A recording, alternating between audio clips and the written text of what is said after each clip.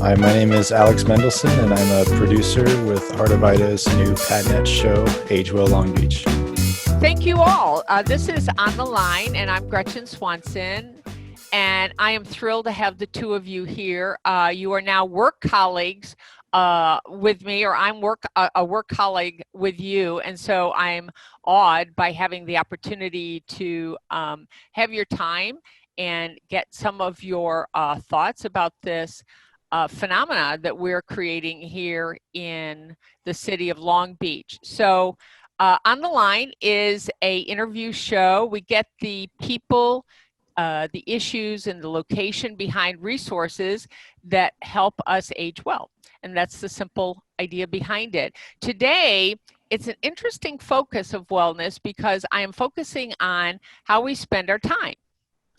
And both of you are spending your time in so many different directions. I think that's one thing people will pick up. But you're also building a skill set for what you do in other parts of your life. And we're all in different phases of our life. So we're adding this portfolio, a collection of things. And I want to have you talk about that. But I first want to ask you, what is the big idea? What is happening so that we have a show which is produced in Long Beach about Long Beach? And let's kick it off with Dina. Yeah, so Agewell Long Beach. Actually, Agewell Long Beach is kind of the umbrella of Heart of Ida. We're a nonprofit here in Long Beach. We serve seniors, older adults, and it's the umbrella of all of our programs. It's all about aging well. And we also have a magazine and resource guide called Agewell Long Beach. So we decided to do this show on Padnet, public access. Right now, especially, during this pandemic, we have a lot of people at home. Perhaps they're isolated or they can't get out. And we want to reach people at all different levels. And so this is just one way. So we have a show. It's called Agewell Long Beach. It is Monday, Wednesday, and Friday from 11 to 1. And, our hope is to reach as many people as possible, to let them know about resources in Long Beach, what's going on in Long Beach, meet new people, places, entertainment, really just, another way of connecting with people. So in the spirit of what we do in our time, with our time, we can talk about leisure, we can talk about hobbies, we can talk about occupation. These are all ways that we talk about it. But we are going to have a direct question at the end of this show today about how people in the audience, the viewers, can connect back to us and give us some ideas about what we should be doing on this Long Beach produced show by Long Beachians. I mean, it's the ultimate DIY. I mean, we're not going out to New York and LA and Hollywood. We're getting us to do us. So there will be many, many people who will be inspired by this opportunity. So I'm going to flip it over to Alex and just give me a little bit about how you see this opportunity. Having this resource available so widely as we intended to have it out on television is really going to expose a lot of people to things that they weren't exposed to before. And focusing just on Long Beach is something that I don't believe has been done before at this scale, and covering all of the bases of community and the arts and everything that you would want to do to be healthy and happy in this city will be covered, and every facet of the life here in the city will be covered with this program. It is awesome, Alex, and it's hard to wrap your head around this opportunity. But before we get into the wrapping our head around, our arms around, let's go back a little bit and talk about each of your path to this moment. So I know a little bit, Dina, and you share at times about you and your sister and the incredible relationship with your grandmother, and that you would take these visits, you would have visits with people. And I'd like you to take and share with that experience, please, because it's inspiring to us, but also how you can see where that has led to you today, where you are visiting many people around the community in so many different ways. So can you tell us about that? Sure. So the heart of Ida is, Ida was my grandmother, and she was she was a community activist, and we spent a lot of time with her, my sister and I. So we would go to food banks and out in the community, homeless shelters, but every Christmas during the month of December, we would go to nursing homes, and we delivered hygiene kits. And we did that every year. I remember the first year I was mad. I didn't want to go because it sounded really lame, and I got there, and I remember the first time I ended up, people had stories to tell me, and they liked to see me, they liked the kids coming in, right? And I loved that, but I would end up every year, I'd end up in someone's room, and my grandma would say, come on, we have to go. We have to finish delivery and go to the next home. And I just wanted to sit and talk and listen. And, there were just so many incredible stories and just getting to know people, so that's where, that was our first program, and it's still going today. It's called Holiday Hearts. But it's not just in nursing homes. We spread cheer and deliver hygiene kits across the city to nursing homes, people living independently, and senior buildings, assisted livings, that kind of thing. But yeah, just, it started with that, and it's just grown. And I always say, well, we're small, but we do big things. And we reach a lot of people, and this is just another way to reach people here in Long Beach and hear their stories. Absolutely, yeah. And that's what the I Am Long Beach segment of our show is really about. So, yeah, we really want to encourage. And I know you said at the end we'll talk more about that. So I'll leave it at that. No, but that's excellent. Yeah. So, Alex, everyone in this production team comes from a different starting point, which I think is rich, and that your starting point, and I know a little bit about you, is that you have two parents. Your parents, both artists, growing up in an artistic environment. You led your life via music for many, many years. And all of a sudden, a pivot to biology. So here I see an individual beginning their occupational life, their career life, with maybe both sides of their brain happening, science and art, the expression of our culture. And I'm wondering how that background can share some of those experiences and how you bring that today. Yeah, sure. Well, I think that really science and art always needs to go hand in hand. There are some rules, of course, separate them. But for me personally, it's been a delicate balance my whole life. I've been really interested in the science aspect, but I've always had the calling towards the art. So at the beginning of this pandemic that we're in, I was given an opportunity to help out a few different groups in our community and in nearby communities by assisting them with video production, which at the time was a small hobby of mine and has turned into quite a bit more than that. And it has taken over that creative portion of my balance, I think, because as I'm making my way through my fourth year and at Cal State Long Beach, and I'm studying biology, I'm having this outlet where I can go and I can really create and be able to tell these stories that, as Dina was saying, are so very important to be heard. Did you think you'd be producing a weekly television show? I mean, back in your youth, Alex? Yes. I mean, in a way, in elementary school, I controlled the switchboard for the editing. We had a weekly live news show, which was a feat of engineering.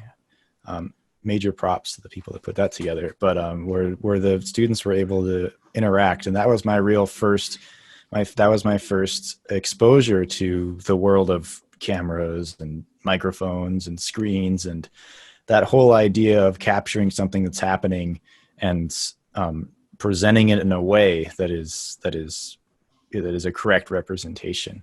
And ever since that, there's sort of been something in the back of my brain that has always wanted to do that.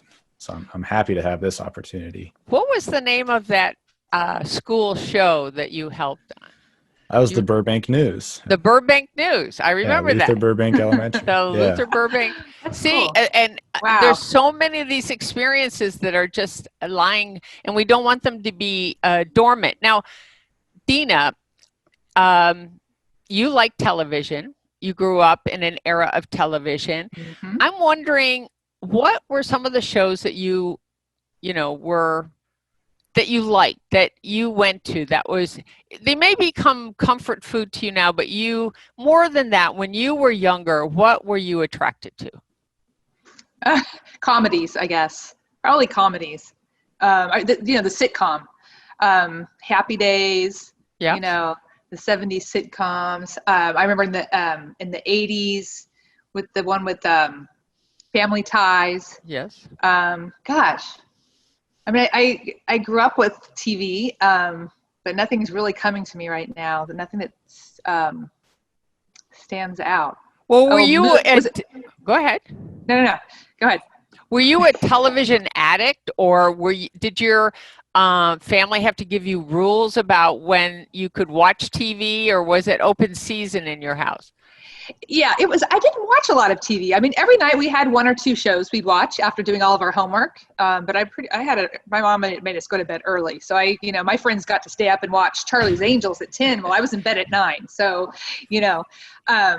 but my daughter, on the other hand, she's 14 and she is an addict. She loves television. She knows everything about the actors, the way that the production, the direction, the network, everything about television. So I have a feeling she's definitely going to television. Another generation. Excellent.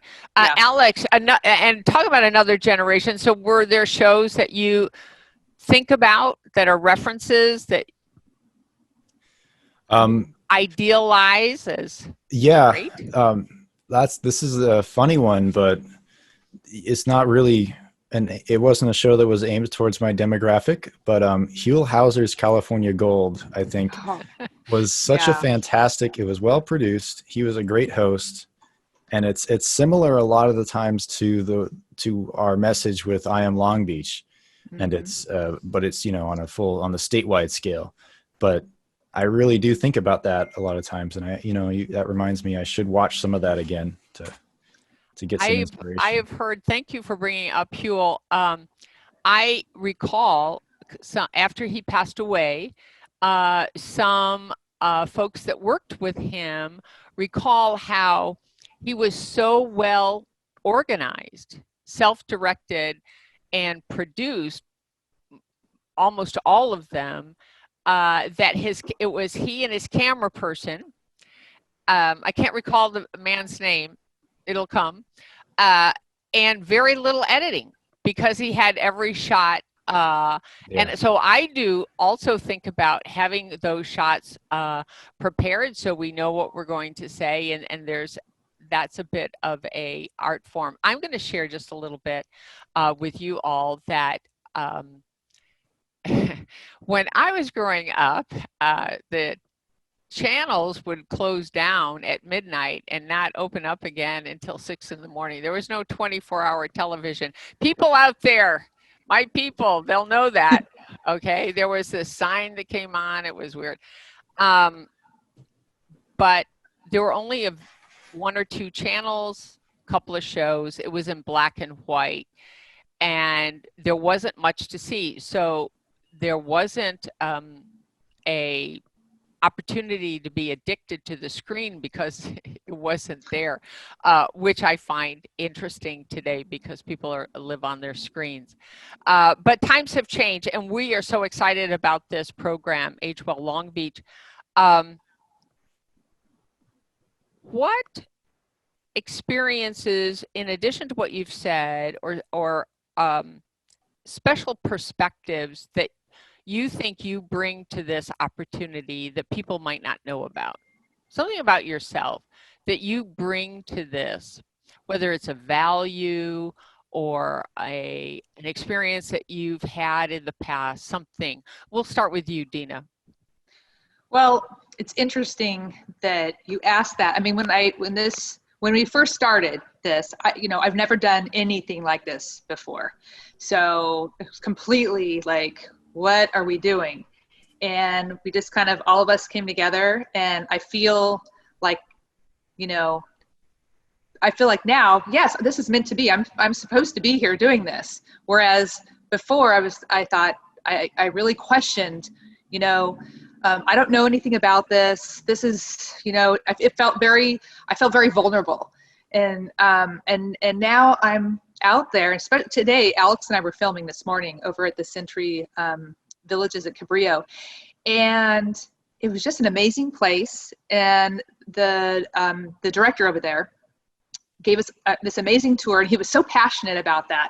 And I thought these are the stories that need to be told. And, if it wasn't for us, that may not be told. So, I don't know if that's a special skill that I have, but I think I do want to find out more about our community and people and places and bring that to our viewers. So I do believe that that's something that maybe I'm good at, or I'm trying to be good at. I'm learning, Absolutely, you're good at it. I'm going to say you're good at it because you're doing it. Now, I think there is, what you're talking about, there's a magic, there's a chemistry or a miracle when you bring a camera to a place, because you hear things that may not have been shared otherwise. Sometimes the reverse is true, right? People don't want to be on camera, but there is an opportunity for people to show who they are.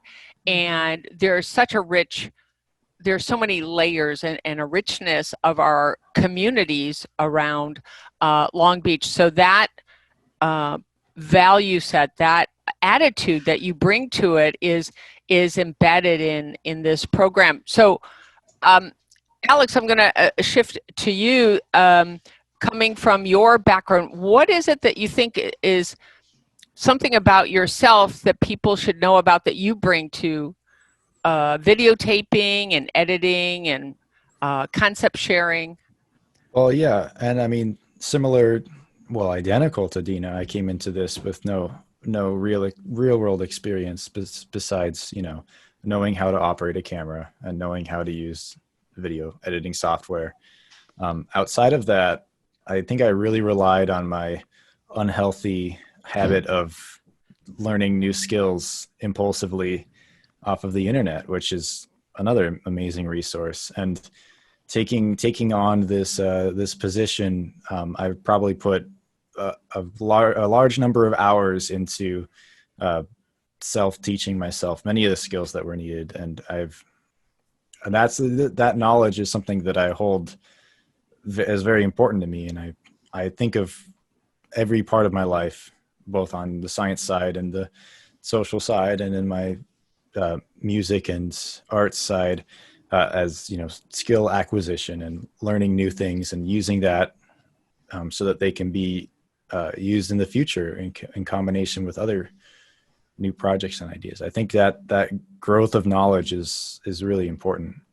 So what has been surprising? You've been doing this now for a few weeks. Actually, the production has been in planning for a couple of months. And even though at this time of this taping, we have not launched the program, but you've had both hours and hours and hours of experience. What has been surprising? What have you learned?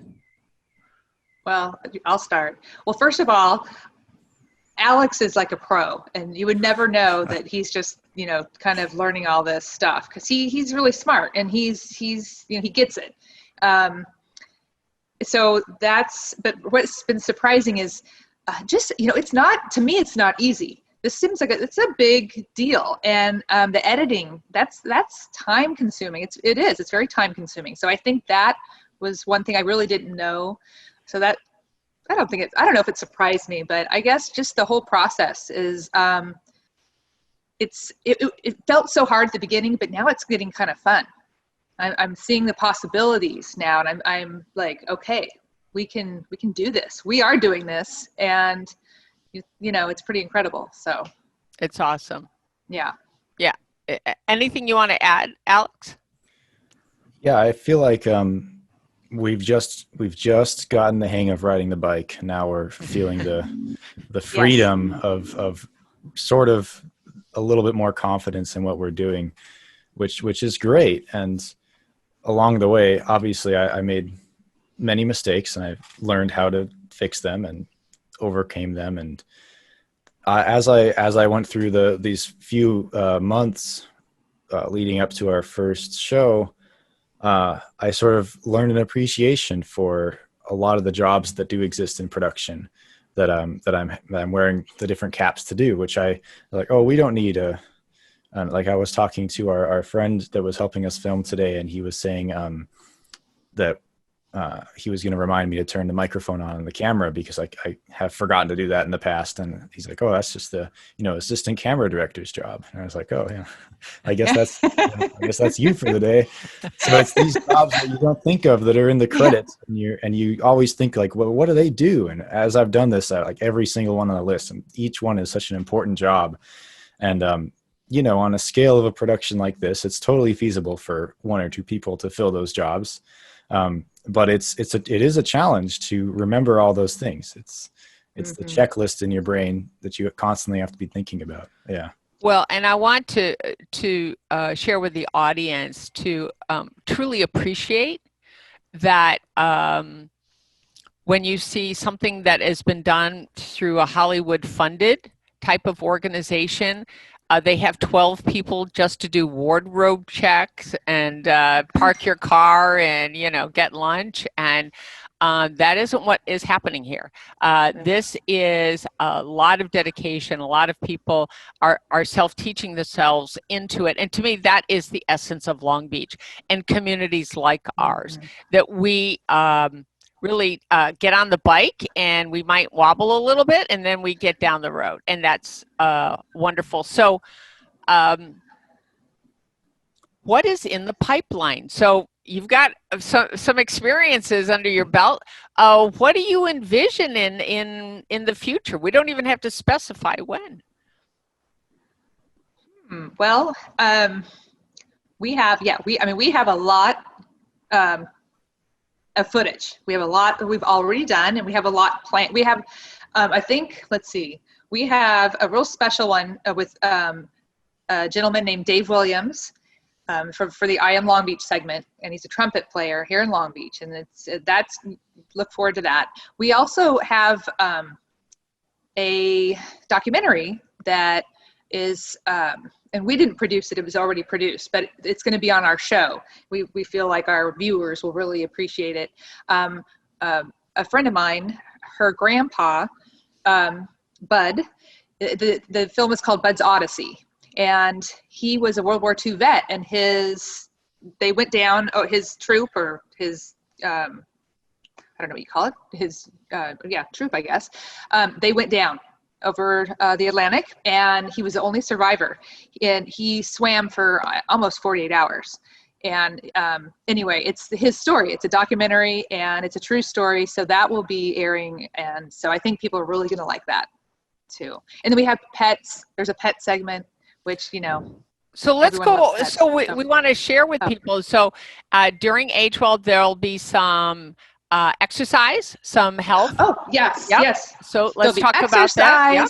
We'll always start with exercise, chair yoga, Tai Chi, balance, cardio, that kind of thing. So people can get up and move. And then we'll have an I Am Long Beach segment, maybe show a movie. We'll have a pet, Seamus and Friends, pet wellness, animal wellness segment, some do-it-yourself.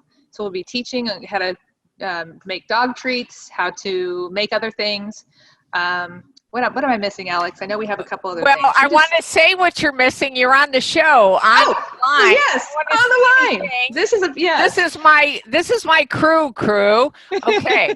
All right. So so there's things in the words. So at the end, we're going to be showing a slide where people can call in and or email ideas or places and things that they want to know more about. We will review all of them. Now, we may not be able to respond to all of them, but please know that we are going to look to you as being the generator of content. So that I think that's really important. So if you'll go through the Heart of Ida phone and email slowly right now, Dina, that'd be super. Okay, sure. Okay, you can call Heart of Ida and leave a message at 562-570-3548. 562-570-3548. And you can email heartofida@gmail.com.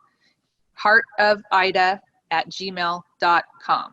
And I want you to wave to everybody as I say thank you to my team. The fact that they forgot my show, we're just going to let that be between And it's the us. most important one. Yeah, absolutely. What, are you kidding? You know? No, really. No. One of the things I've learned in this wellness show is that gratitude is one of the generators of wellness, and I get to be grateful to everyone, and today and in this moment to the two of you who've connected in this great production, great opportunity, and I can't thank you enough. So wave goodbye to everybody. They'll see you again. Thank you. So much. Thanks, Gretchen. You are most welcome.